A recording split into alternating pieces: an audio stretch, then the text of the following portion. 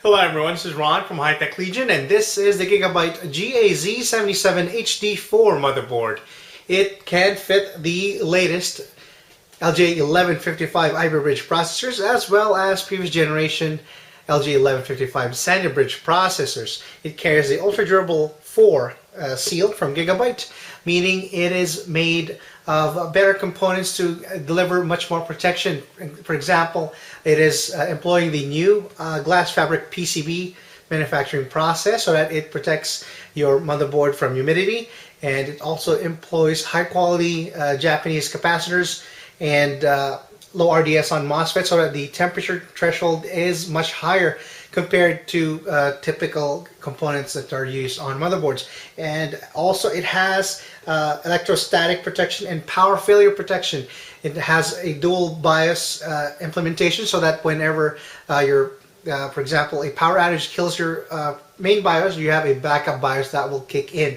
And also the onboard ICs can withstand a lot more ESD and electrostatic discharge so that you are protected, and the lifespan of your motherboard is a lot longer. The HD4 is unique in that it has 4 outputs in the rear instead of the 3, and it even includes an HDMI, a VGA, a DVI, and a DisplayPort, which is unique for a motherboard in this price range, around $120, $129.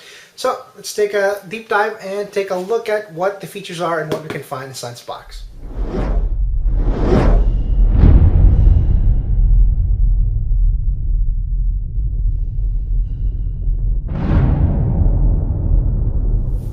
Inside the box, you get a multilingual installation guidebook and an all-English user's manual, which is quite detailed. Shows you how to use and install the manual from the moment you unbox it all the way through installing it and troubleshooting it. You get a driver disk, which also contains additional software for EasyTune from Gigabyte, as well as Adobe Acrobat and Norton Internet Security. It's compatible with Windows 7 and Windows 8 devices, of course. You get SATA cables. You have 2 for each pack, so you have 4 total. One is angled and one is a straight one, so you get a pair of angled ones and a pair of straight SATA cables. So you get the I/O shield, which has a black and color coded ports in the rear, and of course the motherboard itself in an anti-static bag. Alright, here we have the Z77-HD4 completely out of packaging. And the first thing we notice is that it is sporting the typical sort of candy blue and white design from Gigabyte. Come to expect from them. And also, the form factor is slightly smaller than the standard ATX. As you can see, it is slightly, the width is slightly less at around 8.5 compared to the standard width of 9.6. It is still around 12 inches tall, so it should fit most mid-tower cases, even better than standard ATX since there's a little less width there. And let's go over some of the features here. Starting here at the top, of course, it is part of their ultra durable 4 line. It is high quality components. You have solid core chokes there. You have all solid capacitors, all Japanese capacitors, and it actually has an all digital design as well. You have 4+1+1 design, and has a modest heatsink over top of that VRM area. It has these fins, so essentially the airflow doesn't get blocked and actually just passes through and cools it much more efficiently without having any trapped air underneath that. You get let's see here, you got the 8-pin ATX 12-volt connector right at the top. You have 4 DDR3 DIMM slots in alternating dual channel colors, and these support up to 2800 megahertz OC, which is quite impressive. And let's see, the gap here for the LJ1155 mounting socket means that you can probably install some heat sinks with the without encroaching on the first DIMM slots. And let's see, the 24-pin connector right here for the ATX power supply. You have the fan headers. You have actually 4 fan headers in total, and they're all 4-pin PWM, a system fan connector here. You have the CPU fan header there, and another system fan header at the rear for the rear fan, and one down here at the bottom. So they're all 4-pin PWM. And also you get a 19-pin USB 3.0 front panel header right here in the bottom. This is from the Z77 chipset. It's not from an extra chipset, and a Z77 chipset underneath this heatsink. Also, you get a pair of SATA 6G and 4 SATA 3G ports from there. You get the main BIOS and a backup BIOS. The backup BIOS obviously kicks in when the main BIOS gets corrupted, and in case you need it, of course, when you're overclocking, you're going to need the clear CMOS function, which is accessed by using a jumper on this header right here. And for the front panel connectors, this is very convenient, since not only do they have markings on the PCB itself with a polarity, you also get color coding and polarity on the ports themselves, so you can just plug it in there in the front whenever it's in your case. And you get the front panel USB headers. You get 4 in total. Each of these can hold 2. As mentioned, the system fan header, 4-pin PWM, a trusted platform module header. For security, you have your COM port for those still using an old and some legacy devices. You got the front panel audio, which is actually a Realtek 8887 codec, which supports 7.1 audio and 5.1 audio as well. You get, I believe, let's see here, you have the SPDIF connector right there if you want to use the 5.1 multi-channel audio. Since the analog connectors here in the rear only have 3, and you have to assign these. You can still get 5.1 from these, but you have to assign it manually on your operating system in Windows. And let's see, let's take a look at the PCIe connectors here. You actually get 2 PCIe X16 connectors, although as you can see, if you look closely there, the connectors are only physically only to half of this one. This is actually only an X4 PCIe slot. But the top is a full-size PCIe X16 3.0. It is, of course, 3.0 only if you install an Ivy Bridge processor. If you install a Sandy Bridge processor, which it is backwards compatible with, it will run at PCIe 2.0. And all of that directly is related to the CPU. You get a 4X PCIe X4.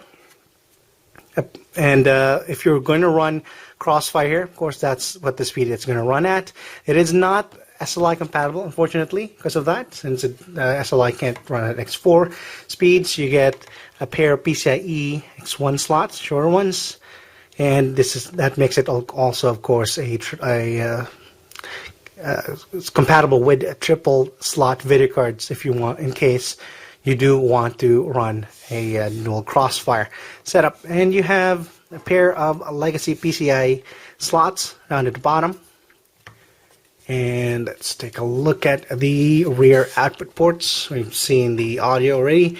And you also get a Gigabit LAN from, I believe it's a, let's take a look at it. It is a Realtek 8111F. You get a pair of USB 2.0 ports, another pair of USB 3.0 ports, so that makes 4 total, all from the Z77 chipset. And this is one of the unique features, hence it has the HD4 name. It has 4 display output options. You get a VGA, you get the DVI, you get the HDMI, and you get the DisplayPort. I believe this is the lowest priced motherboard that has a DisplayPort option, and for an ATX motherboard, that is. And the advantage of having a DisplayPort is that you can actually run around 3 monitors in total, since you have a DisplayPort, if you have a DisplayPort monitor. And the DisplayPort provides up to 2560 by 1600 in resolution, compared to the 1920 by 1200 limitation of HDMI and DVI. And also you get the pair of USB 2.0 here, and the legacy devices for the PS2 connectors. Let's see if there's something else in the rear here. Just a quick glance of it. That's pretty much it. See the Z77 HD4 It trades in some of the features commonly found in other motherboards with more unique features. And let's take a look at what it can do. Of course, pop in our Z77 Ivy Bridge CPU in there, for specifically the i7 3770K, and see how well it performs.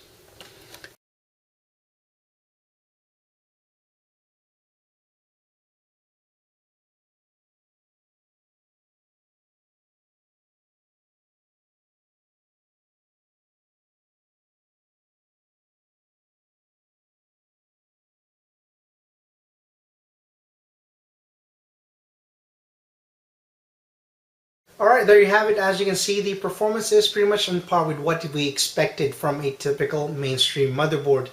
In terms of overclocking, it had a modest overclock of 4.5 gigahertz, and the voltage was around 1.3, and it had PLL control. It had very good phase control, especially for a motherboard at this price range from Gigabyte. And the UEFI interface also booted up and in advanced mode immediately instead of the basic model. So that is very good. Although one concern I had was that every time I saved, sometimes the overclock setting does not immediately save. I had to boot again after I saved it and exit. I had to hit delete again and then save it and exit once again to make sure that it saves properly, because if I just do it once and I go to the desktop, it doesn't immediately save my settings. It still says 3.5 gigahertz or 3.7 gigahertz. But other than that, the controls are very good. The UEFI is very easy to navigate, easy to use. They're actually nested in there, and there's plenty of advanced options for a mainstream motherboard. And also another concern with the UEFI is that it doesn't default to HCI for some reason. It still defaults to IDE. It's just, I don't know anyone who uses IDE anymore for the SSD. HCI definitely, especially if you have an SSD, HCI performs a lot better compared to IDE modes. So that's just another concern with the UEFI. But other than that, I love the UEFI layout. I love the new 3D BIOS. It was actually, I used a wireless keyboard and wireless mouse, and it was actually able to detect that in the BIOS level, and I could use my wireless mouse while navigating while I am in the BIOS. And also there's also backup BIOS as a good feature, so just in case the main one dies, kicks in immediately, and it automatically does that. And it was able to read my Kingston 2666 megahertz memory. As mentioned in the specs, it actually can read up to 2800 megahertz can overclock a RAM to 2800 megahertz. So not surprising that they can boot that. But again, I just enjoyed seeing that, being able to read the XMP profile properly. And in terms of other performance, modest overclock, 4.5 gigahertz. I wasn't able to push it more, unfortunately, even with additional voltage, even with additional more control, more precise PLL controls. But other than that, that's still pretty decent for mainstream board. Another feature is the DisplayPort. If you don't have a discrete card, you can actually run a 2560 by 1600 monitor on a DisplayPort using the HD 4000 graphics from Intel, and that is a unique feature of having a DisplayPort there. I believe you can also do triple monitor since you have a DisplayPort there. You don't need, if you have a DisplayPort monitor and two other monitors, you can run it, compared to just being limited to two if you don't have a DisplayPort connector in the rear of your motherboard. It doesn't have the Lucid Virtu because that is more for advanced, higher than mainstream segment motherboard, so not really concerned. It's not meant to be a gaming platform. And also let's see what else was there. It doesn't have the extra USB and extra SATA port, but what it does make up with is that it has, again, as I mentioned, DisplayPort, and it is made of high quality components. It has the ultra durable seal, so Gigabyte didn't want to kind of trade off more features using less higher quality components. They don't want to sacrifice components, so that's understandable. And in terms of layout, I really had no problems. There was a lot of space between the first PCIe slot and the CPU area, so even large heatsinks are not really an issue, because usually most motherboard designs would fit PCIe X1 slot there. And it also has dual it also has a dual PCIe X1 in between the two PCIe X16, so you can, if you do decide to crossfire with triple thick slot video cards, you can do that, and it won't encroach. Although the limitation is that the second PCIe X16 slot is only runs at X4, so that means there's no SLI compatibility, but it is crossfire compatible. And also it has two legacy PCI devices at the bottom, PCI device slots at the bottom, so that shouldn't be a concern. The SATA ports themselves, they're not the typical angled one, but that's not really a concern, since the way they designed it is that the motherboard itself is slightly thinner than it's instead of having the 9.6 width of a typical ATX motherboard, it's around 8.5 inches. So that means you can actually have room to route your cable around it without without worrying about the clearance in your case. And hence the shorter form factor actually helps with that without having the 90-degree angled SATA connector. Other than that, in terms of price, the price range is pretty aggressive, around $129, $139 market. So, but this is the only motherboard with a DisplayPort on board, around $129. That is a full ATX, so that is very good. It also has HDMI, and that is a big bonus for this type of motherboard. It's not meant to kind of compete with the higher end gaming motherboards, and it's not meant to compete with the kind of the niche mini ITX or micro ATX gaming motherboards that are typically found in this price segment. Other than that, I will give the Gigabyte Z77-HD4 motherboard a silver award. It was a decent performer. It did very well. It already has 4 USB 3s, 2 from the Intel rear and 2 on onboard. That's pretty much on par with what mainstream users need. I don't know any user actually use more than 4 devices. And and as for the other alternatives, you have the HD3, which is around $109, I think, or 100 right now in Newegg. So I'm gonna check the HD3. A similar layout. The difference is it does not have the DisplayPort output. It only has HDMI. So if you're looking for a similar performing motherboard, similar features essentially, except without a DisplayPort, you can probably look into the Z77-HD3 version instead of the HD4 that we reviewed here. Other than that, that's pretty much it. Again, a silver award, and you can read the rest of the review and my conclusion, and also read the benchmark results by clicking on the description below, www.hightechlegion.com. Leave questions or comments. Subscribe to our Facebook, facebook.com/HTLreview. Subscribe to our YouTube channel for daily updates. And to participate in giveaways, youtube.com/hightechlegion. Just click up there. Again, this is Ron, signing out.